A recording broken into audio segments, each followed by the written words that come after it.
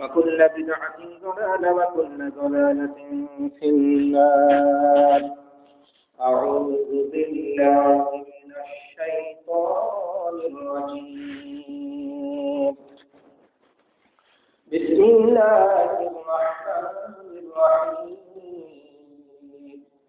قل هو الله أحد الله الصمد لم يلد ولم يولد ولم يكن له كفوا أحد। সমস্ত প্রশংসা আসে মহান আল্লাহর জন্য, যিনি আমাদেরকে যথাসময়ে কিছু মুসল্লিকে মসজিদে আসার তৌফিক দান করেছেন বলে আলহামদুলিল্লাহ। এবং তারপর থেকে হাদিস সাইয়্যিদুল মুরসালিন খাতামুন নাবিয়্যিন মানবতার মুক্তির দূত মুহাম্মদ মুস্তাফা সাল্লাল্লাহু আলাইহি ওয়াসাল্লাম, তারপর সম্মানিত সালাত অবতীর্ণ সাল্লাল্লাহু আলাইহি ওয়াসাল্লাম। সম্মানিত উপস্থিত মুসল্লিগণ, আমরা আজকে মসজিদের গুরুত্ব, ফজিলত, মসজিদকে আবাদ করা, মসজিদে দান খায়রাত করা, বিভিন্ন যে ফজিলত রয়েছে, মর্যাদা রয়েছে, সে সম্পর্কে আমরা আলোচনা করব ইনশাআল্লাহ। আমরা জানি যে মসজিদ হচ্ছে আপনার পৃথিবীর প্রতি এই মসজিদে একমাত্র ঘর, যেটাকে আল্লাহ সুবহানাহু ওয়া তাআলা মহব্বত করেন, পছন্দ করেন, ভালোবাসেন। রাসূলুল্লাহ সাল্লাল্লাহু আলাইহি ওয়াসাল্লামের সাহাবী হযরত আবু হুরায়রা রাদিয়াল্লাহু তাআলা বলেন যে রাসূলুল্লাহ সাল্লাল্লাহু আলাইহি ওয়াসাল্লাম বলেছেন যে আহাব্বুল বিলাদ ইলাল্লাহ, আল্লাহর কাছে এই জমিনের সবচাইতে প্রিয় স্থানটা হচ্ছে মাশাআইলুহা, এই পৃথিবীর এই শহরের মসজিদগুলো। তো আফদালুল বিলাদ ইলাল্লাহ, আর সর্বোৎকৃষ্ট জায়গাটা হচ্ছে এই পৃথিবীর বুকে আসওয়াকুহা, এই জমিনের এই শহরের এই বাজার, দেশের যে বাজারগুলো রয়েছে সেগুলোকে নিকৃষ্ট স্থানের সাথে এগুলোকে তুলনা করা হচ্ছে। এগুলো হচ্ছে নিকৃষ্ট জায়গা। তার কারণ যে বাজারে আপনি দেখবেন যে যত ধরনের অপরাধ, গান বাজনা, দেখাপনা, ঠগানো, মানুষকে ঠগানো, মিথ্যা কথা বলা, যত কিছু হয়, অনেক কিছুই এই বাজারেই ঘটে থাকে, বাজারে হয়ে থাকে। সেজন্য এই বাজারগুলোকে আপনারা ঘৃণা করে থাকেন। সবচেয়ে ঘৃণার স্থান হচ্ছে আবগার, সবচেয়ে ঘৃণার জায়গাটা হচ্ছে এই বাজারগুলা। আর আল্লাহ রাসূল বলছেন যে সবচাইতে আহাব্বু ইলাল্লাহ, মানে সবচাইতে প্রিয় জায়গাটা হচ্ছে এই মসজিদ। মসজিদ ছাড়াও যেগুলো আল্লাহ হেদায়েতের জন্য যেগুলো নির্মিত হয়, আল্লাহর সন্তুষ্টির জন্য যেগুলো নির্মিত হয়, যেমন মুসাফিরখানা, ইয়াতীমখানা ইত্যাদি, এগুলো এই শ্রেষ্ঠ স্থানের মধ্যে পড়বে। কিন্তু মসজিদ হচ্ছে সব কিছুর ঊর্ধ্বে আহাব্বু, সবচেয়ে যে জায়গাটাকে আপনার ভালোবাসেন সেটা হচ্ছে এই মসজিদ। এই মসজিদকে বাইতুল্লাহ বলা হয়, আল্লাহর ঘর বলা হয়। কাবা শরীফ হচ্ছে বাইতুল্লাহ, আর পৃথিবীতে যত মসজিদ আছে সেগুলোকে এক কথায় বলা হয় বুয়ুতুল্লাহ, বহুবচন, বাইতের বহুবচন, ঘরের বহুবচন হচ্ছে বুয়ুত, বাইতের বহুবচন বুয়ুত, এগুলাকে বুয়ুতুল্লাহ, আল্লাহর ঘর সমূহ বলা হয়। আল্লাহর এই মসজিদকে মর্যাদা দেওয়ার জন্য, সম্মান দেওয়ার জন্য, মসজিদের গুরুত্ব বোঝানোর জন্য, মসজিদে আল্লাহর ঘর, আল্লাহকে স্মরণ করতে হবে, আল্লাহকে ভয় করতে হবে, আল্লাহকে ভয় করার জায়গা হিসাবে এই মসজিদকে আল্লাহর ঘর বলা হচ্ছে। এই মসজিদে যদি কেউ আল্লাহর ইবাদত বন্দেগী করে তাহলে আল্লাহ সম্মানিত হবেন, আল্লাহ তাকে সম্মানিত করবেন, আল্লাহর মসজিদ হবে। এই মসজিদে আল্লাহর জিকির হবে, সালাত হবে, তালিম হবে, কোরআন সুন্নাহ পঠিত হবে, কোরআন সুন্নাহ দাস হবে, যত কিছু হবে এগুলো সবই হচ্ছে নেকির কাজ। এজন্য এই মসজিদ হচ্ছে শ্রেষ্ঠ জায়গা। এই মসজিদ নির্মাণের জন্য রাসূলুল্লাহ সাল্লাল্লাহু আলাইহি ওয়াসাল্লাম নির্দেশ দিয়েছেন। আয়েশা রাদিয়াল্লাহু তাআলা আনহা বলেছেন যে আমার রাসূলুল্লাহ সাল্লাল্লাহু আলাইহি ওয়াসাল্লাম বিনাই মাশাহিদ ফিল দুআ, মহল্লায় মহল্লায় আল্লাহর জমি মসজিদ বানানোর জন্য নির্দেশ দিয়েছেন। তিনি নির্দেশ দিয়েছেন যে মসজিদগুলোকে যেন পাক সাফ রাখা হয়, পরিষ্কার পরিচ্ছন্ন রাখা হয়, সুগন্ধময় রাখা হয়, সেজন্য তিনি নির্দেশ দিয়েছেন। এই জন্য মহল্লাতে মহল্লাতে মসজিদ থাকবে। মসজিদ হচ্ছে ইসলামের একটি অন্যতম নিদর্শন, অন্যতম শিয়া। পুরো এলাকার মানুষ মুসলিম কি মুসলিম নয়, মুত্তাকিন কি মুত্তাকিন নয়, পরেশগার কি পরেশগার নয়, সেটা প্রমাণ করে তার মসজিদে। যদি এক মহল্লায় মসজিদ না থাকে, বুঝতে হবে এখানের মানুষ সৎ নয়। মহল্লায় মসজিদ যদি থাকে, তাহলে সেই মহল্লা যে মুসলমানের মহল্লা, সেই গ্রাম যে মুসলমানের গ্রাম, সেটা প্রমাণ বহন করে। এই জন্য এই মসজিদ হচ্ছে শাইরাতুল মিন শাআইরিল ইসলাম, ইসলামের যে নিদর্শন আছে, প্রকাশ্য নিদর্শন আছে, সেই সমস্ত নিদর্শনগুলোর মধ্যে থেকে এই স্পষ্ট নিদর্শন হচ্ছে মসজিদ। এই মসজিদ যদি কোনো জায়গায় না থাকে, কোনো গ্রামে না থাকে, তাহলে তো সেটা মুসলমানের গ্রাম কি বিধর্মীদের গ্রাম, সেটা তো বোঝা যায় না। এই জন্য রাসূলুল্লাহ সাল্লাল্লাহু আলাইহি ওয়াসাল্লাম যখন সৈন্যদল প্রেরণ করতেন, অভিযান প্রেরণ করতেন, সাহাবীদেরকে বলতেন যে তোমরা ওই গ্রামে গিয়ে এই রাতের দিকে তোমরা সেখানে অবস্থান করবে, দেখবে সেখান থেকে আযান হচ্ছে না। সেই গ্রাম থেকে যদি আযানের ধ্বনি বেরিয়ে আসে, আযানের ধ্বনি হয়, তাহলে বুঝে নিতে হবে যে মুসলমানের গ্রাম সেটা, সেখানে তোমরা অত্যন্ত হামলা করবে না। এই মসজিদ হচ্ছে একটি নিরাপত্তার স্থান, যে মসজিদের কারণে মানুষ তার গ্রাম সে নিরাপত্তা লাভ করবে। মসজিদে যে আযান হবে, সে আযান হচ্ছে ইসলামের অন্যতম একটি প্রকাশ্য নিদর্শন। আযান যদি না থাকে, তাহলে ইসলামের নিদর্শন থাকে না। ইসলামের স্পষ্ট প্রকাশ্য নিদর্শন হচ্ছে আযান। আযানের ধ্বনি একমাত্র বলে দিতে পারে যে এই মহল্লার মানুষেরা হচ্ছে মুসলমান, এই মহল্লার মানুষেরা সালাত করে, এই মহল্লার মানুষেরা আল্লাহওয়ালা, এই আযানই প্রমাণ করে। তারপরে এই মসজিদ হচ্ছে ইসলামী রাষ্ট্রের একটি রুকন। তাই জন্য রাসূলুল্লাহ সাল্লাল্লাহু আলাইহি ওয়াসাল্লাম এই মদিনাতে হিজরত করার পরে তিনি সর্বপ্রথম মসজিদ নির্মাণ করেছেন। মসজিদ ছাড়া কোনো রাষ্ট্র, কোনো ইসলামী রাষ্ট্র, কোনো ইসলামী দাওলাত প্রতিষ্ঠিত হতে পারে না। এই মসজিদ হচ্ছে এই ইসলামী রাষ্ট্রের অন্যতম একটি রুকন। যে রাষ্ট্রে মসজিদ নাই, সে রাষ্ট্র তো মুসলমানের রাষ্ট্র হতে পারে না। এই জন্য রাসূলুল্লাহ সাল্লাল্লাহু আলাইহি ওয়াসাল্লাম মদিনাতে আসার পরে তিনি মসজিদ নির্মাণ করেছেন। মদিনার আশেপাশে অসংখ্য মসজিদ, মহল্লাতে মহল্লাতে অসংখ্য ওয়াক্ফিয়া মসজিদ নির্মিত হয়েছে। যেটা মসজিদে নববী, সেটা ছিল জুমার মসজিদ, আর আশেপাশে অনেক মসজিদ ছিল যেগুলো ওয়াক্ফিয়া নামাজের জন্য সেগুলো ব্যবহার হতো। মহল্লার মানুষেরা সেখানে ওয়াক্ফিয়া নামাজ পড়তেন। এজন্য জুমার মসজিদটা বড় হওয়া উচিত, যেখানে বেশি লোকের সমাগম হবে। আর ওয়াক্ফিয়া মসজিদ মহল্লাতে মহল্লাতে হতে পারে। যে কোনো মসজিদ সেটা হলো আল্লাহর ঘর, হোক সেটা জুমার মসজিদ, হোক সেটা ওয়াক্ফিয়া মসজিদ। জুমার মসজিদের গুরুত্ব অবশ্যই ওয়াক্ফিয়া মসজিদের চেয়ে বেশি।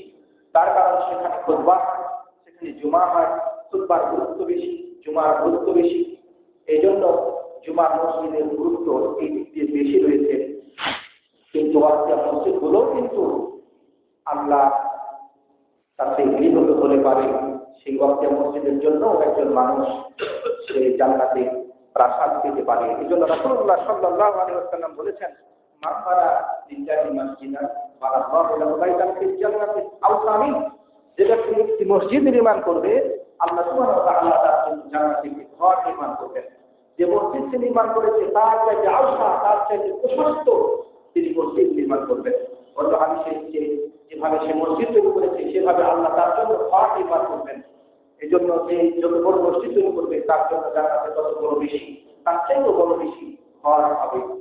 এমনকি কেউ যদি, রাসূলুল্লাহ সাল্লাল্লাহু আলাইহি ওয়াসাল্লাম বলছেন যে পাতা মরুভূমির একটি পাখি, কবুতরের মতো একটা পাখি, সেই পাখি বাসা করার জন্য, ডিম পাড়ার জন্য তারা বাসা করে থাকে। সেই বাসার সমতুল্য যদি কেউ মসজিদ করে, মানে ছোট মসজিদ করে, খুপড়ি করে, যেখানে কয়েকজন মাত্র সলাৎ করতে পারে, অর্থ মসজিদ তৈরি করে, তারপরও রাসূলুল্লাহ সাল্লাল্লাহু আলাইহি ওয়াসাল্লাম বললেন যে তার জন্য আল্লাহ সুবহানাহু ওয়া তাআলা জান্নাতে ঘর নির্মাণ করবেন, প্রাসাদ নির্মাণ করবেন। সুবহানাল্লাহ। তাহলে ছোট হোক আর বড় হোক, যদি সে আল্লাহকে সন্তুষ্ট করার জন্য, মানুষকে দেখানোর উদ্দেশ্য না নিয়ে, মানুষকে শোনানোর উদ্দেশ্য না নিয়ে তৈরি করে থাকে, তাহলে নিঃসন্দেহে সেজন্য জান্নাতে একটি প্রাসাদ পাবেন, একটি ঘর পাবেন। এই জন্য রাসূল বলছেন, মান বানা লিল্লাহি মাসজিদা, যেটা শুধুমাত্র আল্লাহর জন্য মসজিদ নির্মাণ করবে।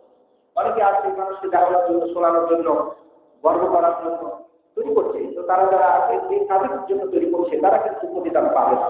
এই জন্য হাদিসে স্পষ্ট করে বলে দেওয়া হয়েছে যে যারা আল্লাহর জন্য মসজিদ তৈরি করলো, অন্য হাদিসে বলা হয়েছে যে ব্যক্তি মসজিদ তৈরি করলো মানুষকে দেখানো শোনানোর জন্য নয়, শুধুমাত্র আল্লাহকে সন্তুষ্ট করার জন্য তৈরি করলো, আল্লাহ তার জন্য জান্নাতের প্রাসাদ নির্মাণ করবে। এই ঘর শুধু নির্মাণ নেকি শেষ হয়ে যাবে না। এই মসজিদের নেকি হচ্ছে এটা যার সাদকায়ে জারিয়া, যারা মসজিদ তৈরি করবো তাদের জন্য তো প্রাসাদ হলোই, কিন্তু তারপরে এই মসজিদ কেন্দ্রিক যত ইবাদত বন্দেগী আছে, যত ফজিলতের কাজ আছে, মসজিদকে ঘিরে যত ফজিলতপূর্ণ কাজ হয়, সমস্ত কাজের ফজিলত, সমস্ত কাজের নেকি এই মসজিদ যারা নির্মাণ করবেন, মসজিদ যারা দান খায়রাত করবেন, মসজিদকে যারা আবাদ করবেন, মসজিদকে যারা আবাদে রাখবেন, এরা পেতে থাকবেন। এই জন্য রাসূলুল্লাহ সাল্লাল্লাহু আলাইহি ওয়াসাল্লামের সাহাবী হযরত আনাস রাদিয়াল্লাহু তাআলা বলেছেন, রাসূলুল্লাহ সাল্লাল্লাহু আলাইহি ওয়াসাল্লাম বলেছেন, সাবউন তাজরিবিল আবদি, 7টি নেকি রয়েছে যে নেকি একজন বান্দার জন্য জারি হতে থাকে বাদা মাউতিহি ওয়া হুয়া ফি কবরিহি, তার মৃত্যুর পরে অথচ সে কবরে অবস্থান করছে, সে কবরে অবস্থান করছে, অথচ 7 ধরনের, এই হাদিসে 7টি কথা বলা আছে, অন্য হাদিসে আরো কিছু বলা আছে, অন্য হাদিসে 3টি কথা বলা আছে। এই হাদিসে বলা হচ্ছে, শাইখুল তারগিবের এই 59 নম্বর হাদিসে বলা হচ্ছে যে 7 শ্রেণীর 7 ধরনের মানে নেকি রয়েছে, যে নেকি একজন মানুষ মৃত্যুর পরেও কবরে থাকলেও সেই নেকিটা জারি থাকে। তার মধ্যে অন্যতম হলো রাসূল বলছেন যে ব্যক্তি এই মানে আল্লামা ইলমা, মান আল্লামা ইলমা, যে ব্যক্তি ইলম শিক্ষা দিল, কাউকে জ্ঞান শিক্ষা দিল, অন্য হাদিসে হচ্ছে যে ওয়া নাশারা, এবং জ্ঞানকে ছড়িয়ে দিল, সেটা বক্তব্যের মাধ্যমে হোক, লেখনীর মাধ্যমে হোক, ছড়িয়ে দিল। তো এই ইলম খেদমতের সওয়াব ওই ব্যক্তি মৃত্যুর পরেও পেতে থাকবেন। যতদিন ধরে মানুষ সেই ইলমের উপরে চর্চা করতে থাকবেন, আমল করতে থাকবেন, ততদিন তারা সেই নেকি পেতে থাকবেন। এই জন্য ইলমের নেকি, ইলম চর্চার নেকি, ইলম শিক্ষা করা দেয়া এবং শিক্ষা দেওয়ার নেকি, সেটা কিয়ামত পর্যন্ত চলমান থাকবে, তাকদীর চলমান থাকবে।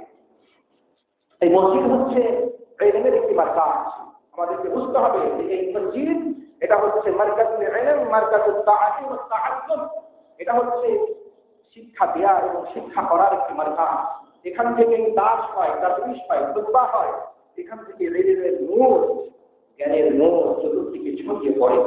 এই মসজিদ থেকে যে খুতবা হয়, এই যে খুতবাতে যে জ্ঞান হয়, যে চর্চা হয়, যে ইলমি প্রসার হয়, যারা মসজিদ নির্মাণ করবেন তারা সেটা অর্জন হবেন ইনশাআল্লাহ। যেহেতু তারাই এখানে খুতবার ব্যবস্থা করেছেন, ইলম চর্চার ব্যবস্থা করেছেন, তালিম ও তাদরিসের ব্যবস্থা করেছেন, বৈঠকের ব্যবস্থা করেছেন।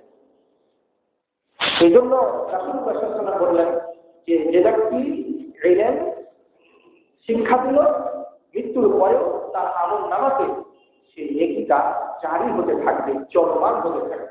অন্য হাদিসে যে রাসূল বলেছেন যে জামাতাল ইনসান ইনকাতা আনহু আমালু, মুসলিমের হাদিসে বলা হচ্ছে মানুষ মরে গেলে মানুষের আমল তো বন্ধ হয়, ইল্লা মিন সালাতাতিন, 3টি আমল ব্যতীত, ইল্লা মিন সাদাকাতিন জারিয়াতিন, প্রবাহমান সাদকা ব্যতীত। প্রবাহমান সাদকা, তো প্রবাহমান সাদকার অর্থ হচ্ছে এই ইলমি খেদমত, ইলমি, তারপরে মসজিদ, এগুলো বলা হচ্ছে যে হাদিসে জারি, মুসনাদে বাচ্চারের হাদিসে যেটা আছে, জারি 7 প্রকারের খেদমত করা হচ্ছে, এগুলো সবই কিন্তু সাদকায়ে জারিয়ার মধ্যে পড়ছে। রাসূলুল্লাহ সাল্লাল্লাহু আলাইহি ওয়াসাল্লাম বললেন, এই হাদিসে, মুসলিমের হাদিসে 3টি কথা বলা আছে, ওখানে কিন্তু সাদকায়ে জারিয়ার কথা বলা আছে। অনেকে মনে করতে পারে যে মুসলিমে তো 3 ধরনের মানে কথা বলা হলো, তো 3 ধরনের মধ্যে যে সাদকায়ে জারিয়া, এটা হলো ব্যাপক অর্থগুলো একটি শব্দ। সাদকায়ে জারিয়া মানে হচ্ছে যে মানব কল্যাণে রেখে যাওয়া তার সকল খেদমত, মানুষ কল্যাণে রেখে যাওয়া, মানব কল্যাণে রেখে যাওয়া তার সাদকা, তার দান, তার অবদান। আর তারপরে রাসূল বলেন আবার ইলম, অথবা ইলম রেখে গেল, যে ইলম দিয়ে ইউতাফাউলিন না, মানুষেরা উপকার লাভ করছে। সেটা যে কোনো ধরনের ইলম হতে পারে। এখানে ইলমটাকে এখানে শুধুমাত্র কোরআন সুন্নাহর সাথে খাস করে দেওয়া হয়নি। এই জন্য যারা মানব কল্যাণে যাহা কিছু রেখে যাবেন, মানুষের উপকারের জন্য যাহা কিছু নির্মাণ করে যাবেন, যে ইলম রেখে যাবেন, সেই ইলমের সওয়াব ইনশাআল্লাহ তিনি পেতে থাকবেন। যদি এই ইলমটা বা যে জ্ঞানটা তিনি রেখে যাচ্ছেন, মানুষের উপকারের জন্য রেখে যাচ্ছেন, সেটা হতে পারে ধর্মীয় জ্ঞান, হতে পারে মানে টেকনোলজির জ্ঞান, বিভিন্ন জ্ঞান, চিকিৎসার জ্ঞান, বিভিন্ন জ্ঞান, যে জ্ঞান দিয়ে মানুষ উপকার লাভ করতে পারে। কেউ যদি চিকিৎসার জ্ঞান রেখে যায়, সেই চিকিৎসা গ্রহণ করে মানুষ লাভবান হচ্ছে, মানুষ উপকার লাভ করছে সেটারও নেকি পেতে থাকবেন সেই চিকিৎসক জগতে যারা কাজ করছেন। এরকম ভাবে যারা বিজ্ঞানী তারা যদি মানুষের কল্যাণে কিছু বৈজ্ঞানিক কিছু রেখে যান সেটাও তিনি লিখে দিতে থাকবেন। এইভাবে কোরআন হাদিসের জ্ঞান যারা চর্চা করছেন লিখে যাচ্ছেন তারাও পাবেন ইনশাআল্লাহ। তো এখানে আল্লাহ রাসূল বলছেন যে এমন ইলম যে ইলমের দ্বারা তো মানুষ উপকার লাভ করছে সেটা হচ্ছে সাদকায়ে জারিয়া। তারপরে ওয়ালাদিন সালিহিন ইয়াদউলাহু, এমন সন্তান যে সন্তান তার জন্য দোয়া করতেছেন, দোয়া খাইর করতেছেন, ইস্তিগফার করতেছেন, ক্ষমা প্রার্থনা করতেছেন, দান খয়রাত করতেছেন, ভালো ওয়ালাদিন সালিহ বলা হচ্ছে ভালো সন্তান, সলে সন্তান না হলে সে আপনার জন্য দোয়া করবে না, সলে সন্তান না হলে সে আপনার জন্য দান খয়রাত করবে না, কিছুই করবে না। এই জন্য আমাদেরকে সলে সন্তান দেখে দিতে হবে। যে সন্তানের মধ্যে আদর্শ থাকবে, ইসলামী আদর্শ থাকবে, সলাৎ থাকবে, সিয়াম থাকবে, হজ থাকবে, যাকাত থাকবে, সত্য থাকবে, সত্য কথা থাকবে, সত্য পথে চলা থাকবে, এমন সন্তান রেখে যাওয়া উচিত নয় যারা আপনার জন্য পাপের কারণ হতে পারে। এই জন্য আমাদের প্রত্যেকেরই উচিত ওয়ালাদে সালেহ রেখে যাওয়া, যে সন্তান আপনার জন্য দোয়া করতে পারে রব্বিল হামহুমা কামা রাব্বায়ানি সগীরা, যে সন্তান দোয়া করতে পারে রব্বিল ফিরনি ওয়া লিওয়ালিদাইয়া ওয়া লিল মুমিনিনা ইয়াওমা ইয়াকুমুল হিসাব। এইভাবে যারা দোয়া করতে পারবেন এই ধরনের সন্তান রেখে যাবেন যারা আপনার মৃত্যুর পরে আপনার জন্য ইস্তিগফার করবেন, ক্ষমা প্রার্থনা করবেন। তো রাসূলুল্লাহ সাল্লাল্লাহু আলাইহি ওয়াসাল্লামের হাদিস সহিহ তারগীবের 959 নম্বর হাদিসে বলা হচ্ছে, রাসূল বলছেন যে 7টি নেকি রয়েছে যেটা তার মৃত্যুর পরেও সেটা জারি থাকে। তার মধ্যে 1 নম্বরে বলা হলো ইলম, যে ইলম তিনি মানুষকে শিক্ষা দিয়ে থাকেন। 2 নম্বরে বলা হলো যে তারা নাহরাম, সে একটা নহর মানে তুললো বা নহর খনন করলো, একটা ঝর্ণা প্রবাহিত করলো, একটা নদী বা খাল খনন করলো যেখানে পানি জমা হয়ে থাকে, যেখান থেকে মানুষ পানির মাধ্যমে বিভিন্ন উপকার হাসিল করে থাকে। অথবা অথবা একটা কূপ খনন করলো, কুয়া করলো, নলকূপ বসালো, নলকূপ বসিয়ে দিল, সেটাও তিনি সওয়াব পেতে থাকবেন। তারপরে রাসূল সাল্লাল্লাহু আলাইহি ওয়াসাল্লাম বললেন আওয়ালা মাসজিদান আওগারাসা নাখলাত, অথবা একটা গাছ লাগিয়ে গেল, খেজুরের গাছ, সেই যুগে সে এলাকায় খেজুরের গাছ হতো, মানুষ খেজুরের গাছ থেকে খেজুর ফল পেত, এটাও তার জন্য সাদকায়ে জারিয়া হবে।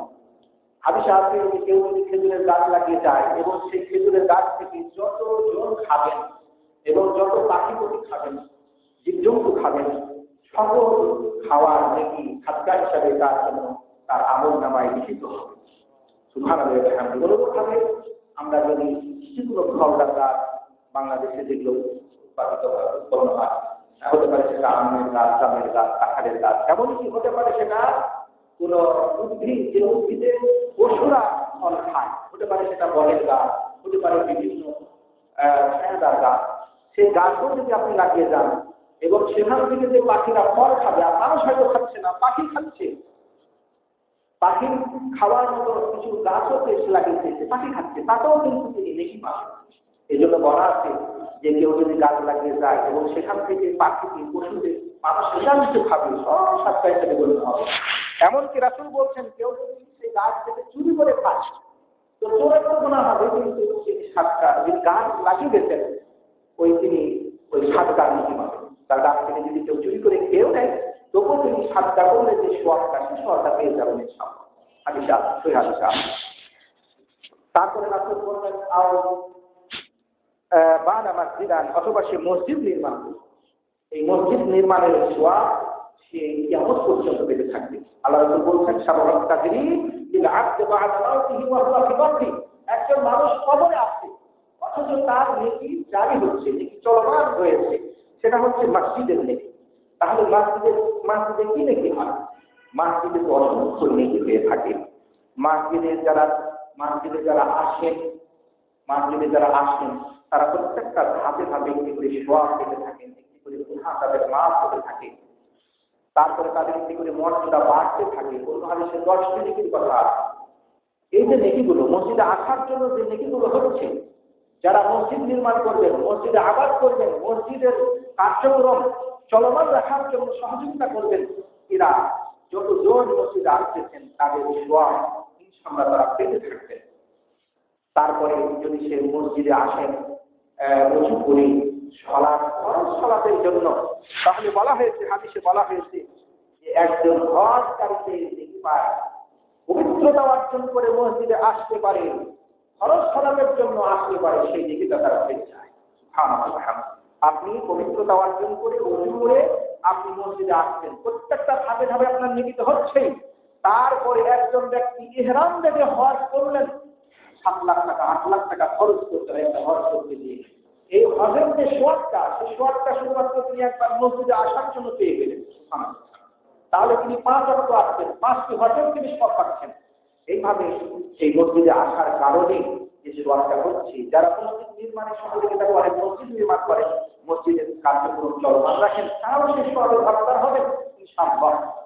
রাসূলুল্লাহ সাল্লাল্লাহু আলাইহি ওয়াসাল্লাম বলেছেন, যদি কেউ 4টা সালাত করার জন্য সকালে একটু বেলা হয়ে যে সালাতটা পড়া হয়, সালাতুল দুহা বলা হয়, তো সেই সালাত করার জন্য যদি কেউ মসজিদে আসে পবিত্রতা অর্জন করে, তাহলে তিনি এক উমরা করার সমান সওয়াব পাবেন। একটা উমরা করতে গেলেও 4 লাখ 2 লাখ টাকা খরচ হচ্ছে। তাহলে এত টাকা খরচের একটা ইবাদতের সওয়াব তিনি যদি মসজিদে এসে পবিত্রতা অর্জন করে আপনার ওযু করে মসজিদে এসে সেই জুমার সালাতটা যদি মসজিদে পড়েন, তাহলে সেই উমরাকারীর মতো সওয়াব তিনি পেয়ে গেলেন। শুধু তাই নয়, রাসূলুল্লাহ সাল্লাল্লাহু আলাইহি ওয়াসাল্লাম বলেছেন, যে ব্যক্তি জুমার দিনে মসজিদে সকাল সকাল পবিত্রতা অর্জন করে গোসল করে পানি থেকে আসলো, আসার পরে ইমামের খুতবা শোনা শুরু হওয়ার আগেই আসলো, ইমামের খুতবা শ্রবণ করলো, কোনো ধরনের লঘু করলো না, কারোর সাথে কথাবার্তা বললো না, কাউকে বললো না যে চুপ করো বা কোনো কিছু স্পষ্ট করলো না, সংরক্ষণ হলো না, মনোযোগ দিয়ে খুতবা শুনলো। রাসূল বলছেন তার প্রত্যেকটি ধাপে ধাপে মসজিদে আসতে সে যতবার ধাপ ফেলেছে, যত পথ তার হয়েছে, প্রত্যেকটা পথে পথে ধাপে ধাপে তার 1 বছরের সিয়ামের নেকি, 1 বছরের কিয়ামের নেকি পেয়েছে। আপনি যদি 1000 ধাপ দিয়ে আপনি মসজিদে আসেন, 1000 বছরের আপনার সলাতের রাত্রি জেগে যে ইবাদত হয়, কিয়াম বলা হয় এটাকে, এটা তাহাজ্জুদের সালাতকে বলা হয় কিয়ামুল লাইল, সেই নেকিটা। আর আপনি 1 বছর ধরে যে সিয়াম রাখবেন, সেই সিয়ামের সওয়াবটা আপনি প্রত্যেকটা ধাপে ধাপে পাচ্ছেন। সুবহানাল্লাহ, কত নেকি আল্লাহ আপনাকে দিচ্ছেন। এই নেকিগুলো কারা হবে? ইনশাআল্লাহ যারা মসজিদ নির্মাণ করছেন, মসজিদের আবাদ করছেন, মসজিদ চলাতে সাহায্য সহযোগিতা করছেন, তারাও সেই ভবনের সওয়াবটা পেয়ে যাবেন। তার কারণ মসজিদ না থাকলে তো মানুষ সেখানে আসতো না। মসজিদে আসার যে সওয়াব, সেই সওয়াব যেমন একজন গমনকারী পেলেন, অনুরূপভাবে তিনি মসজিদ তৈরি করেছেন, এই সওয়াবের যারা দরজা খুলে দিয়েছেন, পথ খুলে দিয়েছেন, তারা সেই সওয়াবের ভাগদার হবেন। এই জন্য মসজিদে দান করা এটা মানে খুবই সওয়াবের কাজ, খুবই নেকির কাজ। যদিও আমরা এটাকে উপেক্ষা করছি, অনীহা প্রকাশ করছি, আমরা মসজিদে দান করাকে কোনো নেকি মনে করছি না। অথচ রাসূল বলছেন যে মানুষ মৃত্যুর পরে যে সওয়াবগুলো পেতে থাকে, তার মধ্যে অন্যতম হলো মসজিদের নেকি। মসজিদ নির্মাণের নেকি তো আপনি এককালীন পেয়ে গেছেন, সেটা হচ্ছে আপনার জন্য একটা প্রাসাদ নির্মাণ হয়ে গেছে। এখন মসজিদকে ঘিরে যত ইবাদত বন্দেগী হবে, যত ইবাদত বন্দেগী হবে, মসজিদের সাথে সংশ্লিষ্ট যত ইবাদত হবে, সমস্ত ইবাদতের সওয়াব এই মসজিদের যারা মোতাবাল্লি থাকবেন, মসজিদ পরিচালনা করছেন, মসজিদ চালাচ্ছেন, মসজিদ তৈরি করে দিয়েছেন, তারা পেয়ে থাকবেন। এই জন্য এটা তো শুধুমাত্র হচ্ছে মসজিদে আসার সওয়াব, এ ধরনের অসংখ্য সওয়াবের কথা আছে। এখন কেউ যদি মসজিদে এসে সালাত পড়েন, জামাতে সালাত পড়েন, হাদিসে আছে যে কেউ যদি জামাতে সালাত পড়েন, তাহলে 27 গুণ 25 গুণ 27 গুণ সওয়াব তার বেশি হয়ে থাকে। তাহলে 27 গুণ সওয়াব তিনি বেশি পেয়ে গেলেন খালি জামাতে আসার কারণে। এজন্য যারা মসজিদ তৈরি করে এই সওয়াবের দরজা তারা খুলে দিল, ইনশাআল্লাহ তারাও সেই সওয়াবের ভাগদার হবে। একজন ব্যক্তি মসজিদে এসে সওয়াব পড়লে, মানে সালাত পড়লে যে সওয়াব, বাড়তি সওয়াবটা যেটা তিনি পেলেন, বাড়িতে যদি পড়তেন তাহলে যে সওয়াবটা পেতেন মসজিদে আসার কারণে, সেটা তার 25 থেকে 27 গুণ পর্যন্ত বেড়ে গেল, তো সেই সওয়াবটা তিনি পাবেন। তাহলে মসজিদে যে সালাত হচ্ছে, সেই সালাতের সওয়াব মসজিদ নির্মাণকারীরা, মসজিদ পরিচালনাকারীরা পেতে আছেন। অনুরূপভাবে এই মসজিদে ইতিকাফ হয়ে থাকে, আমরা জানি ইতিকাফ হয়। ইতিকাফ যত নেকি হচ্ছে, ইতিকাফকারীর যত নেকি হচ্ছে, সেই নেকি আবার মসজিদ তৈরিকারীদের জন্য হয়ে যাচ্ছে। যিনি ইতিকাফ করছেন তিনি তো পাচ্ছেন, তারপরে যারা এটার ব্যবস্থা করে দিয়েছেন, ইতিকাফ, মসজিদ ছাড়া তো ইতিকাফ হয় না, মসজিদে ইতিকাফ করতে হয়। এই জন্য যারা ইতিকাফ করছেন, ইতিকাফকারীদের সবটাও কিন্তু মসজিদ নির্মাণকারীরা, পরিচালনাকারীরা পেয়ে যাচ্ছে।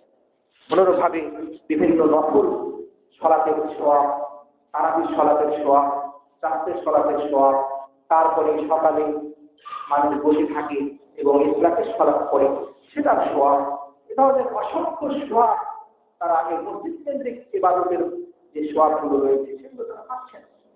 রাসূলুল্লাহ সাল্লাল্লাহু আলাইহি ওয়াসাল্লাম বলেছেন, আযানে রয়েছে 60টি নেকি আর ইকামতে রয়েছে 30টি নেকি। তাহলে যারা মসজিদ নির্মাণ করছেন, এই আযানের ব্যবস্থা করেছেন, এই ইকামতের ব্যবস্থা করেছেন, যারা নির্মাণ করেছেন মসজিদ, পরিচালনা করেন মসজিদ, তারা কিন্তু সেই সওয়াবটা, আযানের সওয়াব, ইকামতের সওয়াব শুধু পেতে থাকবেন। সেভাবে এই মসজিদে যত ধরনের তালিম হবে, যত ধরনের কোরআন তেলাওয়াত হবে, যত ধরনের জিকির আজকার হবে, দান তাদরিস হবে, আলোচনা হবে, সেটা যে কোনো আলোচনা, সেটা সাপ্তাহিক আলোচনা হতে পারে, খুতবার আলোচনা হতে পারে, সেটা সলাতের পরে হাদিসের পাঠ হতে পারে, কোরআনের তাফসীর হতে পারে, যত আলোচনা হবে, যত দাওয়াতি কাজ হবে মসজিদ কেন্দ্রিক, সমস্ত সওয়াবগুলো এই মসজিদ যারা তৈরি করছেন, পরিচালনা করছেন তারা পাবেন। সুবহানাল্লাহ ওয়া বিহামদিহি। এই জন্য রাসূলুল্লাহ সাল্লাল্লাহু আলাইহি ওয়াসাল্লাম বললেন যে বানা মাসজিদান, যে ব্যক্তি মসজিদ নির্মাণ করলো সে কিন্তু এই মসজিদের সওয়াবটা তার জন্য জারি থাকবে। অনুরূপভাবে রাসূল বললেন কেউ যদি কোনো মুসহাফ, কোরআনের কোনো পাণ্ডুলিপি কাউকে যদি ওয়ারিস বানিয়ে যায়, তাহলে যতদিন ধরে তিনি সেই কোরআন তেলাওয়াত করবেন, কোরআন পড়বেন, কোরআনের যে অক্ষরে অক্ষরে যে দশরে নেকি রয়েছে, এই মুসহাফ যিনি দান করলেন তিনি পেতে থাকবেন। সুবহানাল্লাহি ওয়া বিহামদিহি। এইভাবে রাসূলুল্লাহ সাল্লাল্লাহু আলাইহি ওয়াসাল্লাম বললেন যে মান আও তারাকা ওয়ালাদান সালিহান ইয়াস্তাগফিরু লাহ, একটা সন্তান রেখে গেলেন, ওয়ালাদে সালিহ, সালেহ সন্তান, নেককার সন্তান, যে নেককার পরের সন্তান, তার জন্য আল্লাহর কাছে ক্ষমা প্রার্থনা করছে। তো এই ক্ষমা প্রার্থনা করার কারণেও তার সওয়াব হতে থাকবে, তার আল্লাহ তাকে ক্ষমা করবেন, তার পিতামাতাকেও ক্ষমা করবেন, তাকে প্রতিদান দান করবেন, সেটা তার মৃত্যুর পরেও সেটা পাবেন তিনি। এইভাবে ওয়ালাদে সালিহ যত নেক আমল করবেন, ওয়ালাদে সালিহ যত দান খায়রাত করবেন, সমস্ত নেকি তার পিতামাতা পেতে থাকবেন, তার সন্তানের সওয়াবটা তিনিও পেতে থাকবেন। এই জন্য সন্তানকে কেউ যদি ভালো বানিয়ে যায়, নেককার পরেজগার বানিয়ে যায়, সন্তান যতদিন ভালো কাজ করছেন, নেকি করছেন, সমস্ত নেকির হকদার তার পিতামাতাও করছেন। এই জন্য পিতামাতার দায়িত্ব অপরিসীম রয়েছে। সন্তানকে ভালো বানানোর দায়িত্ব আপনার, প্রথম দায়িত্ব আপনার। আপনি সমাজের উপরে দায়িত্ব পাচ্ছেন, রাষ্ট্রের উপরে দায়িত্ব পাচ্ছেন, সেটা সঠিক নয়। আপনার সন্তানকে আপনাকেই ভালো করতে হবে, আপনার সন্তানকে আপনাকেই নিয়ন্ত্রণ করতে হবে, আপনার সন্তানকে ভালো করার দায়িত্ব আপনাকেই নিতে হবে, ফলে বানানোর দায়িত্ব আপনাকেই নিতে হবে। তার কারণ তার প্রতিদান আপনি পাবেন। তবে যদি সমাজ ব্যবস্থা ইসলামী হয়, তাহলে সন্তান সন্ততিকে লালন পালন করা, ভালোভাবে মানুষ করা, ধার্মিক করা, ইসলামী করা, সেটা সহজ নয়। সমাজ রাষ্ট্র যদি ইসলামী হয়, মানুষ ইসলামকে সহজভাবে পালন করতে পারে, তার জন্য ইসলাম সহজভাবে পালন করা বা ইসলাম পালন করা সহজ হয়। কিন্তু তারপরেও সহজ হোক আর কঠিন হোক, সমাজে ইসলামের রাষ্ট্রে ইসলাম থাকুক আর না থাকুক, আপনার মধ্যে, আপনার সমাজ, আপনার পরিবারের মধ্যে, আপনার সন্তান সন্ততির মধ্যে এটা থাকতে হবে। তার কারণ রাসূলুল্লাহ সাল্লাল্লাহু আলাইহি ওয়াসাল্লাম বলেছেন যে তোমরা প্রত্যেকেই দায়িত্বশীল, তোমাদের প্রত্যেককে তোমার প্রত্যেকের দায়িত্ব সম্পর্কে জিজ্ঞেস করা হবে। আপনি আপনার পরিবারের দায়িত্ব আপনার ঘাড়ে আছে, আপনার স্ত্রী সালাত করছে কিনা, আপনার ছেলেকে সালাত করছে কিনা, কি করছে, সেই দায়িত্ব দেখার দায়িত্ব হলো আপনার। আপনি যদি সেটা পালন না করেন, না দেখেন, তাহলে সেই জবাব থেকে আপনাকে করতে হবে। সমাজে অন্যরা সে আপনার সেই জবাব থেকে আপনার জবাব তারা, আপনার জবাব আপনাকেই দিতে হবে। এই জন্য রাসূলুল্লাহ সাল্লাল্লাহু আলাইহি ওয়াসাল্লামের এই হাদিসে এই 7 প্রকার এই ইবাদতের কথা বলা হলো, যেটা নেকি পেতে থাকে। অন্য হাদিসে সেটা ইবনে মাজার একটি হাদিসে আছে যে সেখানে আরো 7টি ইবাদতের কথা আছে। এই 7টি বাদে ওখানে আরো 2টা ইবাদত যোগ হয়েছে, সেটা হচ্ছে বাইতান লিল সাফিরে বানা। যদি সে মুসাফিরের জন্য মুসাফির খানা বানিয়ে যায়, তাহলে সেই মুসাফির খানার যে সোয়াব মুসাফিরেরা থাকবে, সেখানে সুযোগ সুবিধা যেটা ভোগ করছে, সেটার সোয়াব তিনি পেতে থাকবেন। আর একটি হাদিসে আছে রাসূলুল্লাহ সাল্লাল্লাহু আলাইহি ওয়াসাল্লাম বলছেন যে আও সাদাকাতান আখরাজাহা মিন মালিহি ফি সিহহাতিহি ওয়া হায়াতিহি, যে সাদকাটা তিনি তার বেঁচে থাকা অবস্থায় যিনি সাদকা করে গেলেন, সিহহাতি সুস্থ অবস্থায়, এবং তার জীবনদশাতে যে সাদকা করে গেলেন, যে দান করে গেলেন আসল দান, সেটার সওয়াব তিনি তার মৃত্যুর পরে পেতে থাকবেন। তাহলে আপনি যতদিন বেঁচে আছেন, আপনি সুস্থ আছেন, আপনি দান করুন, সাদকা করুন। আপনি আপনার অসুস্থতার সময় আপনি দান যেটা করবেন, সেটা যেটা আপনি সুস্থ অবস্থায় দান করছেন, সেই দানের ফজিলত অনেক গুণ বেশি। আপনি আপনার জীবন দশাতে যেটা দান করছেন, সেই দানের সওয়াব অনেক বেশি আপনার মৃত্যুর পরের দানের চেয়ে। এই জন্য আপনি আপনার জীবন দশাতেই দান করুন, সাদাকা করুন, খায়রাত করুন, তাতে আপনার কল্যাণ আছে। এটা আপনার সাদকায়ে জারিয়া হিসাবে আপনার কাছে আসবে। রাসূল বলছেন, যেটা আছে তার জীবন দশাতে সুস্থ অবস্থাতে দান করলো, তার হাতে সেটা তার মৃত্যুর পরে তার কাছে সেটা মিলিত হবে। মানে সাদকাটা মৃত্যুর পরে তার কাছে গিয়ে মিলিত হবে। এটা একটা ব্যাখ্যা হতে পারে যে সরাসরি সাদকা তার মৃত্যুর পরে তার কবরে আসবে, আর সাদকার সব সেটা তো আমলনামাতে যোগ হচ্ছে, সেটা একটা। আর একটা হচ্ছে যে মৃত্যুর পরে কবরে সরাসরি ইবাদত করে এসে হাজির হবে।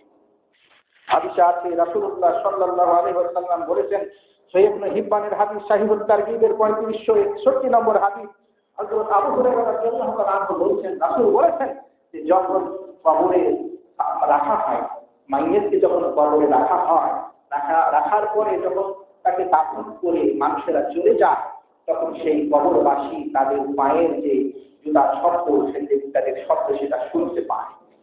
তারপরে রাসূল সাল্লাল্লাহু আলাইহি ওয়াসাল্লাম বলছেন, ফাইন কানা মুমিনান, তিনি যদি মুমিন হন, তাহলে কানাতিস সালাতু ইনদা রাসি, তাহলে সালাত এসে অবস্থান করে তার মাথার কাছে। মাথার কাছে সালাত এসে অবস্থান করতেছে, সালাত ফরজ সালাত আপনার মাথার কাছে এসে গেছে। রাসূল বলছেন, তারপরে এই ওয়াকানাত সিয়াম, আর এই যে সিয়াম আপনি পালন করেছেন, সিয়াম রেখেছেন, সেটা ফরজ সিয়াম, রমজানের সিয়াম, সে এসে অবস্থান করবে, আল্লাহ রাসূল বলছে আন ইয়ামিনি, তার ডান দিকে। আর যে যাকাত আপনি ফরজ যাকাত আদায় করেছেন, রাসূল বলছেন ওয়াকানাতিজ যাকাতু আন শিমালি, এই যাকাতটা এসে বাম দিকে এসে অবস্থান করছে। তারপরে রাসূল বলছেন ওয়াকানা ফিরুল খায়রাত মিনাশ সাদাকা মিনাশ সালাত ওয়াল মা'রুফ ওয়াল ইহসান ইলান নাস, তারপরে অন্যান্য যে নফল ইবাদত বন্দেগী সে করেছে, সে সাদাকা করেছে, সে সালাত করেছে, সালাত বলতে নফল সালাত, এখানে মাথার কাছে এসে অবস্থান করছে আপনার ফরজ সালাত, ডান দিকে আপনার অবস্থান করছে আপনার সিয়াম, ফরজ সিয়াম, আপনার বাম দিকে অবস্থান করছে আপনার যাকাত, আর পায়ের দিকে অবস্থান করছে আপনার অন্যান্য ভালো কাজ, সেটা সিয়াম, সালাত, যাকাত এগুলো আছে। ভালো কাজ, মানুষের কাছে কল্যাণমূলক কাজ, মানুষের প্রতি ইহসান করা, দয়া করা, এগুলো এসেছে। রাসূল বলছেন যখন ফায়ুতামিন কিবারে রাশি, যখন আল্লাহর পক্ষ থেকে কোনো আযাব গজবের ফেরেশতা ইত্যাদি আসতে চায়, তখন তারা বলতে থাকে, এই সালাত বলতে থাকে, সালাতে বলে খাতাকুল সালাত বলে মা কিবাল মাদখাল, আমার দিক দিয়ে তোমার আসার কোনো সুযোগ নেই। আপনাকে রক্ষা করছে, কবরে আপনাকে রক্ষা করছে আপনার সালাত বলছে যে আমার মাথার দিক দিয়ে আসার কোনো এখানে সুযোগ নাই, প্রবেশের জায়গা নাই, তুমি এখানে আসতে পারবে না। যখন ডান দিক দিয়ে আসতে চাচ্ছে, তখন সালাতে বলছে যে না, আমার দিক দিয়ে তুমি আসতে পারবে না, মানে সিয়াম বলছে যে আমার দিক দিয়ে আসতে পারবে না। যখন বাম দিয়ে আসতেছে, তখন যাকাত বলছে না, আমার দিক দিয়ে আসার কোনো পথ তোমার জন্য নেই। যখন পায়ের দিক দিয়ে আসতেছে, তখন অন্যান্য ভালো ইবাদত বন্দেগী গুলো বলতেছে যে আমার দিক দিয়ে আসার তোমার কোনো সুযোগ নেই। রাসূলুল্লাহ সাল্লাল্লাহু আলাইহি ওয়াসাল্লাম বললেন, সেই ব্যক্তিকে তার আমল, তার কিন্তু কর্ম তাকে রক্ষা করছে। আল্লাহর কোন ফেরেশতা, আল্লাহর কোন গজব, আল্লাহর কোন আযাব তার কবরে আসবে, সে আসার পথটা তার ইবাদতে বন্দেগীতে বন্ধ করছে। রাসূল বলছেন তারপরে ফেরেশতা যারা জবাব দিতে আসেন, তারা দূর থেকে তারা বলেন উঠে দাঁড়াও, বসো, তখন তাকে বসানো হয়, তারপরে তাকে জিজ্ঞাসা করা হয় ইত্যাদি। তো জিজ্ঞাসা যখন মুমিনকে করা হবে তোমার রবকে, সে বলবে যে আমার রব হচ্ছে আল্লাহ। তাকে জিজ্ঞেস করা হবে তোমার ধর্ম কি, তোমার জীবন ব্যবস্থা কি ছিল, সে বলবে আমার জীবন ব্যবস্থা ছিল ইসলাম। তাকে বলা হবে যে তোমার কাছে যাকে পাঠানো হয়েছিল তিনি কে ছিলেন, তিনি সাক্ষ্য দিবেন তিনি মুহাম্মদ রাসূলুল্লাহ সাল্লাল্লাহু আলাইহি ওয়াসাল্লাম, আশহাদু আল্লা ইলাহা ইল্লাল্লাহ ওয়া আশহাদু আন্না মুহাম্মাদার রাসূলুল্লাহ। এইভাবে তিনি সাক্ষ্য দিবেন তিনি হচ্ছেন মুহাম্মদ সাল্লাল্লাহু আলাইহি ওয়াসাল্লাম আল্লাহর পক্ষ থেকে প্রেরিত বান্দা এবং রাসূল ছিলেন তিনি। তাকে আরেকটা প্রশ্ন করা হবে, তুমি এগুলো জানতে পারলে কি করে? তিনি বলবেন যে আমি আল্লাহর কিতাব পড়েছি এবং সেটার প্রতি ঈমান এনেছি, তাসদীক করেছি, বিশ্বাস করেছি। এইভাবে কবরের জগতে সালাত, সিয়াম, যাকাত এগুলো সরাসরি এসে যাচ্ছে। আরেকটি হাদিসে রাসূলুল্লাহ সাল্লাল্লাহু আলাইহি ওয়াসাল্লাম বলেছেন, হাদিসটি মুসনাদে আহমদের সহিহ হাদিস 18534 নম্বর হাদিস, সেখানে বারা ইবনে আযিব বলতেছেন, প্রশ্ন যখন শেষ হয়ে যায় তারপরে জান্নাতের বিছানা বিছিয়ে দেওয়া হয়, জান্নাতের সুখ শান্তি সেখানে দেওয়া হয়, তারপরে তাকে বলা হয়, তাকে অভয় দেওয়া হয়, তার কবরকে আলোকিত করে দেওয়া হয়, পূর্ণিমার চাঁদ উঠে যেভাবে আলোকিত হয় সেভাবে কবরটা আলোকিত হয়। সেই সময় রাসূল বলছেন যে তার কাছে একজন সুন্দর চেহারা বিশিষ্ট ব্যক্তি সুন্দর পোশাকে সুন্দর চেহারায় উপস্থিত হয়। তখন সে ব্যক্তি তাকে বলে, সুন্দর চেহারার ব্যক্তিটা তখন তাকে বলে, কবরবাসীকে বলে, আবশির বিল্লাযী ইয়াসুররুকা হাযা ইয়াওমুকা আল্লাযী কুনতা তুআদ, তুমি শুভ সংবাদ গ্রহণ করো, যে শুভ সংবাদে তুমি খুশি হবে, এটা সেই দিনে তুমি সেটা পেয়ে যাবে যেই দিনের ওয়াদা তোমাকে দেওয়া হয়েছে। তো সে তখন বলবেন, মৃত্যু ব্যক্তিটা বলবেন, মুমিন ব্যক্তি তো, তিনি বলবেন যে কি ব্যাপার, তোমার চেহারাও দেখছি সুন্দর, আর তুমি সেই সুন্দর সেই শুভ সংবাদ নিয়ে এসেছো, কে তুমি? তো ফায়াকুল, সে বলবে আনা আমালুকা সালিহ, আমি হচ্ছি তোমার নেক আমল। নেক আমলটাকে আল্লাহ সুবহানাহু ওয়া তাআলা মানুষের সুন্দর সুদর্শন মানুষের আকৃতি দিয়ে তার কবরে পাঠিয়ে দিলেন তাকে সুসংবাদ দেওয়ার জন্য। তিনি বলবেন যে আনা আমালুকা সালিহ, আমি হচ্ছি তোমার সালেহ আমল, নেক আমল, যে আমল তুমি দুনিয়াতে করেছো, নেক আমল হচ্ছে আমল। তো তখন সে বলবে, ইয়া রাব্বি, হে আমার রব, আকিমিস সাআহ, আপনি কিয়ামত সংঘটিত করে দেন, আমি আর কবরে থাকতে চাই না, কিয়ামত হয়ে যাক। আর কি ইলা আহলি ওয়া মালি, তাহলে আমি আমার পরিবারের কাছে, আমি আমার ধন সম্পদের কাছে, জান্নাতে যে ধন সম্পদ আছে সেটার কাছে আমি ফিরে যেতে পারবো। কিন্তু আল্লাহ বলবেন না, এখন হবে না, সেটা সময় আছে। হাদিসে যে তুমি ঘুমিয়ে যাও, যেইভাবে একজন নববিবাহিত পুরুষ যেইভাবে বাসর রাত্রে ঘুমিয়ে যায়, সেইভাবে তুমি ঘুমিয়ে যাও। আর তারপরে রাসূল বলছেন যে তাকে তখন কবর থেকে কিয়ামতের দিনে পুনরুত্থান করা হবে, আর তার কাসামা সেটাকে নিয়ে চলে যাওয়া হবে জান্নাতে, এবং সেটা রাখা হবে একটা পাখির দেহের মধ্যে। সেখানে আবার যেদিন আল্লাহ দ্বিতীয় পুরস্কারের মাধ্যমে পৃথিবীর সমস্ত মানুষকে পুনর্জীবিত করতে চাইবেন, সেদিন তিনি সমস্ত দেহটাকে আবার দেহে পাঠিয়ে দিয়ে প্রথমে দেহ হবে, তারপরে দেহটা এসে সেই দেহের মধ্যে প্রবেশ করে মানুষ হয়ে যাবে। সমস্ত মানুষ আমরা নিজ নিজ আকৃতি নিয়ে হাসরের মাঠে উপস্থিত হব। ঘটনাটা হচ্ছে যে আল্লাহ সুবহানাহু ওয়া তাআলা রাসূল যেটা বললেন যে তুমি যে সাদকা করো, দান খায়রাত করো, সেই দান খায়রাত তোমার মৃত্যুর পরে তোমার সাথে মোলাকাত করবে, তোমার সাথে সাক্ষাৎ করবে। তাহলে এটা সরাসরি সাক্ষাৎ কেউ বোঝানো হয়েছে, এটা সরাসরি সাক্ষাৎও হতে পারে। তার কারণ রাসূলুল্লাহ সাল্লাল্লাহু আলাইহি ওয়াসাল্লাম বললেন যে কবরেই কিন্তু তার আমালে সালেহ একজন সুন্দর আকৃতির মানুষের আকৃতি নিয়ে সুন্দর পোশাক পরিহিত অবস্থায় এবং সুবহান ছড়াতে থাকবে তার থেকে, সে সেভাবে শুভ সংবাদটাকে দিবে, অভয় দিবে। আর আরেকটা হাদিসে তো আমরা জানতেই পারলাম যে আপনার সালাত আপনার মাথার কাছে এসে অবস্থান করবে, আপনার সিয়াম আপনার ডান দিকে অবস্থান করবে, আপনার যাকাত আপনার বাম দিকে অবস্থান করবে। আপনি যে ভালো কাজগুলো করেছেন, নেকির কাজগুলো করেছেন, সেগুলো আপনার পায়ের কাছে এসে অবস্থান করে আল্লাহর পক্ষ থেকে আসা সমস্ত বালা মুসিবত, যত বিপদ আছে, যত পরীক্ষা আছে, যত আল্লাহর পক্ষ থেকে আযাব আছে, সেগুলোকে প্রতিহত করে দিচ্ছে। সুবহানাল্লাহ। পক্ষান্তরে কাফেরদের ব্যাপারে বলা হয়েছে যে এরা তাদের কাছে যখন আযাব আসবে, আযাবের ফেরেশতা আসবে, তারা তো বলো মানে কিছুই পাবে না। মাথার দিক দিয়ে আসলেও সেখানে কিছুই নেই, ডান দিক দিয়ে আসলেও কিছুই নেই, বাম দিক দিয়ে আসলেও কিছুই নেই, পাঁচ দিক দিয়ে আসলেও কিছুই নেই। তাহলে একজন মুমিন কবরে তো রক্ষা পেতে পারে তার সালাতের মাধ্যমে, একজন মুমিন সে তো কবরে রক্ষা পেতে পারে তার যাকাতের মাধ্যমে, একজন মুমিন সে তো কবরে রক্ষা পেতে পারে তার সিয়ামের মাধ্যমে, একজন মুমিন সে তো তার কবরে রক্ষা পেতে পারে তার অন্যান্য ভালো কর্মের মাধ্যমে। আপনার মধ্যে যদি সালাত না থাকে, আপনার মধ্যে যদি যাকাত না থাকে, আপনার মধ্যে দান খায়রাত নাই, আপনার মধ্যে নফল সালাত নাই, সিয়াম নাই, কিচ্ছু নাই, আযাবের ফেরেশতা তো কবরে আসতে আর বাধা নাই।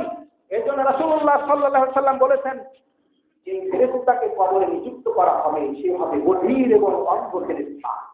সেই ফেরেশতার হাতে একটি লোহার হাতুড়ি দেওয়া হবে।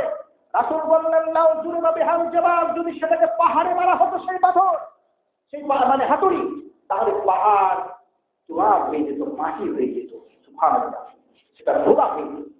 তাহলে কত ওজনের সেই হাতুড়ি হলে পারে, সেই ফেরেশতা কত শক্তিশালী হলে পারে, সেই আঘাত কত প্রচন্ড হলে পারে, একটি পাহাড় সেটা ধোলা হয়ে যেতে পারে, সেটা কল্পনা করুন। কত কোটি কোটি ওজন এবং কত কোটি কোটি তার শক্তি, কত কত শক্তি তাতে আছে, সেটা অনুধাবন করার ক্ষমতা মানুষের এই দুনিয়াতে। এটা হচ্ছে বিশ্বাস, অবশ্যই বিশ্বাস করতে হবে যে সেই পাহাড়ে যদি সেই পাথরে সেই হাতুড়ি মারা হয় সেই পাহাড় খোলা হয়। তো অনেকেই মনে করে যে ফেরেশতা না, ফেরেশতা মানে আমাদের মানুষের মতো ফেরেশতা না। ফেরেশতাদের দেহ, ফেরেশতাদের মানে যেটা আসল অবস্থা সেটা বিশাল আকারের।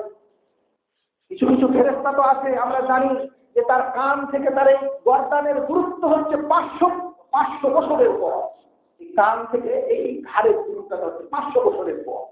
তাহলে এই কান থেকে এই ঘাড় পর্যন্ত যদি 500 বছরের পথ হয়, তাহলে সেই ফেরেশতার দেহ তাহলে কত বড়! এত বিশাল বিশাল ফেরেশতা আল্লাহ সুবহানাহু ওয়া তাআলা সৃষ্টি করে রেখেছেন। এই জন্য যে হাতুড় দিয়ে পিটাবেন সে হাতুড় তো আর আপনার পৃথিবীর ছোট মোটো কোনো হাতুড় না, বিশাল হাতুড়। যে হাতুড়কে কোনো পাহাড়ে আঘাত করতে পারে, পাহাড় তুলা হয়ে যাবে, মাটিতে পরিণত হয়ে যাবে। আসুন আমরা আখিরাতের জীবনের জন্য প্রস্তুতি গ্রহণ করি। এই দুনিয়ার জীবন ক্ষণস্থায়ী জীবন। এই দুনিয়ার জীবনে যা কিছু করছি সবই কিন্তু বৃথা যাবে যদি আমরা আখিরাতের জন্য না করি। এই জন্য রাসূল সাল্লাল্লাহু আলাইহি ওয়াসাল্লাম বলছেন যে মানুষ বলতেছেন মালি মালি, আমার সম্পদ আমার সম্পদ। মানুষ বলছে এই যে আমার বাড়ি, এই যে আমার গাড়ি, এই যে আমার সম্পদ, মানুষ দেখাচ্ছে কিন্তু আমার সব সম্পদ। রাসূল বলছেন তার সম্পদ শুধুমাত্র 3টা। কি কি? যা সে খেলো, আপনি যা খেলেন খেয়ে আপনি পায়খানা করবেন, সেটা আপনার সম্পদ। আপনি কোটি কোটি টাকার মালিক, হাজার হাজার কোটি কোটি টাকার মালিক, হাজার হাজার বিঘার মালিক, একটা পৃথিবীর মালিক হয়ে গেলেন। আপনি সেখান থেকে কি করতে পারবেন? কি ফায়দা আপনার আছে? আপনি যা কিছু খাবেন সেটাই তো আপনার জন্য শুধুমাত্র। কোটি কোটি টাকা থেকে আপনার কি লাভ? আপনি যতটুকু খেতে পারছেন সেটাই আপনার জন্য। সেটাই রাসূল বলছেন যে মানুষ মাল মাল বলে যে এটা আমার সম্পদ, এটা আমার সম্পদ। প্রকৃত পক্ষে মানুষের সম্পদ হচ্ছে 3টি। যা সে খেয়েছে এবং পায়খানা করেছে, পায়খানাতে পরিণত করেছে, সেটা তার জন্য। আর যা সে পরিধান করেছে এবং সেটা ছিন্ন ছিন্ন ছিঁড়ে দিয়েছে, অর্থাৎ আপনার শরীরের জন্য যা কিছু আপনি ব্যয় করেছেন, সেটা খাওয়ার জন্য হতে পারে, চিকিৎসা বা ইত্যাদির জন্য হতে পারে, অথবা আপনার পোশাক পরিচ্ছেদের জন্য হতে পারে, সেটা হলো আপনার জন্য। আর যেটা তিনি তার ভবিষ্যতের জন্য যেটা তিনি সঞ্চয় করেছেন, আপনি আপনার ভবিষ্যৎ জীবনের জন্য আখিরাতের জন্য যেটা সঞ্চয় করেছেন সেটা হলো আপনার। তাহলে আপনার হচ্ছে 3টা। আপনি যা খেয়েছেন, যা করেছেন, আর আপনি আখিরাতের জন্য যা সঞ্চয় করেছেন সেটা হলো আপনার, সেটা আপনি জান্নাতে পাবেন। আর যেগুলো বাদ বাকি যেগুলো থাকছে রাসূল বললেন সেগুলো সব হচ্ছে পরিত্যাগকারী, সেগুলোকে সব ছেড়ে তাকে চলে যেতে হবে। এবং এগুলো হচ্ছে লিন্নাস, সেগুলো হচ্ছে মানুষের জন্য, সেগুলো হচ্ছে মানুষের জন্য। আপনার ওয়ারিসের আপনি ভবিষ্যতে আপনার ওয়ারিসের পরে অন্যরা পেয়ে যাবে, এই জন্য এটা কারণ। এই জন্য মানুষ এই দুনিয়ার জীবন নিয়ে যে ব্যতিব্যস্ত আছে সেটা একেবারেই অনর্থক, তুচ্ছ নগণ্য একটা জিনিস নিয়ে মানুষ এই দুনিয়াতে ব্যস্ত আছে। আখিরাতের অনন্ত জীবনের জন্য কাজ করছে না, মনে করছে যে আমি একটা গাড়ি করবো, বাড়ি করবো, সেগুলো আমার জন্য কল্যাণ বয়ে আনবে না। আপনার জন্য সেটাই কল্যাণ বয়ে আনবে যেটা আপনি আপনার ভবিষ্যৎ জীবনের জন্য করেছেন। এই জন্য আল্লাহ কোরআনে অসংখ্য জায়গায় বলে দিয়েছে যে মানুষের লক্ষ্য করা উচিত, মানুষের দেখা উচিত সে ভবিষ্যৎ জীবনের জন্য সে কি প্রেরণ করছে। আপনি 10টা টাকা 20টা টাকা আপনি মসজিদে দান করতে পারছেন না, আপনি এত কৃপণ অথচ রাসূল বলেছেন দুটি গুণ মুমিনের মধ্যে থাকবে না, একটা হচ্ছে কৃপণতা আর একটা হচ্ছে খারাপ চরিত্র। এই দুটি গুণ মুমিনের মধ্যে থাকবে না। রাসূল বলেছেন মুমিনের মধ্যে দুটি দোষ থাকবে না, কখনো দুটি জিনিস একত্র হতে পারবে না। একটি হচ্ছে সুখ, কৃপণতা, লোভ, আর ঈমান, আর একটা ঈমান। লোভ আর ঈমান দুটি একসাথে থাকতে পারে না কারো মধ্যে। ঈমান থাকলে লোভ থাকবে না, আর লোভ থাকলে আপনার মধ্যে ঈমান থাকবে না। এই জন্য রাসূলুল্লাহ সাল্লাল্লাহু আলাইহি ওয়াসাল্লাম সাবধান করেছেন, সতর্ক করেছেন, এই দুনিয়ার লোভ লালসা যেন আপনার অন্তরের মধ্যে না থাকে। আপনার এই দুনিয়ার লোভ লালসাই আপনাকে এই পশুর শ্রেণীতে অন্তর্ভুক্ত করছে, আপনাকে মানুষ থেকে নিয়ে যাচ্ছে ইতর শ্রেণী। আপনার মধ্যে সম্পদের মোহ, আপনার মধ্যে মহিলাদের মোহ, আপনার মধ্যে অনলাইন সকল কিছুর মোহ যে রয়েছে, সেটা আপনাকে মানুষ থেকে নিয়ে যাচ্ছে পশুর দিকে। সেই জন্য আসুন এই সমস্ত লোভ লালসা যেগুলো আপনাকে নিয়ে যাচ্ছে পশুত্বের দিকে, সেগুলোকে বর্জন করে মানুষত্বের গুণগুলো আমরা গ্রহণ করি। যে গুণ আপনাকে একজন সত্যিকার মানুষে রূপান্তরিত করবে, সেটা হচ্ছে ঈমান এবং আমলে সালেহ। আসি আমরা ঈমান এবং আমলে সালেহ করার